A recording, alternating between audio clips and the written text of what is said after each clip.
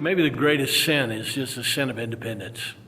When you do a study on the devil, he was God's right-hand man, probably, and all of a sudden he decides he wants to be the Most High. He wants, amen, to take the place of God, that he thinks he can function by himself. Adam and Eve, their sin was a sin of independence. God had said, don't eat that fruit, and they took the fruit and ate it anyway, and it had to do with thinking that they would be better off on their own. They would separate themselves, amen, from God. I think that the tragedy of life, as the Bible talks about idolatry, it's just simply trying to make your own little God, the one you want, instead of the God of creation and being there.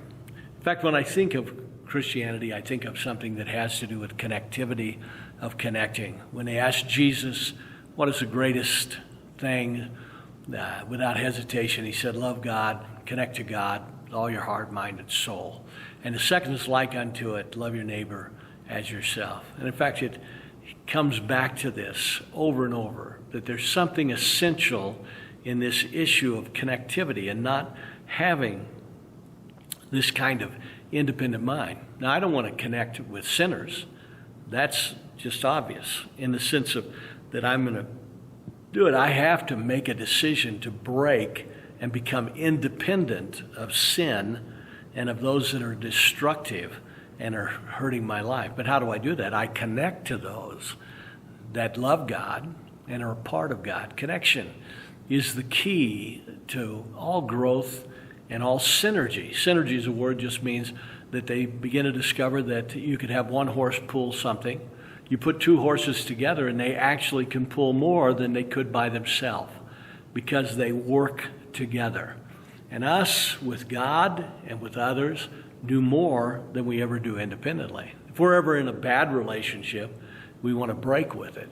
Amen. And that's an understandable choice or decision. But you still will probably do more when you are even in a less than perfect relationship. You can do things that you can't do by yourself.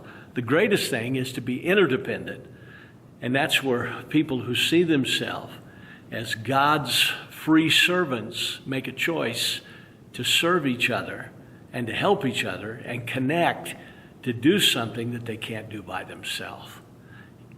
Let's not be independent.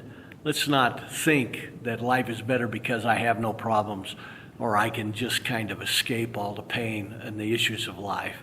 But let's see that our life is too important to throw away and that it'll only work when we link it with those that God puts us with.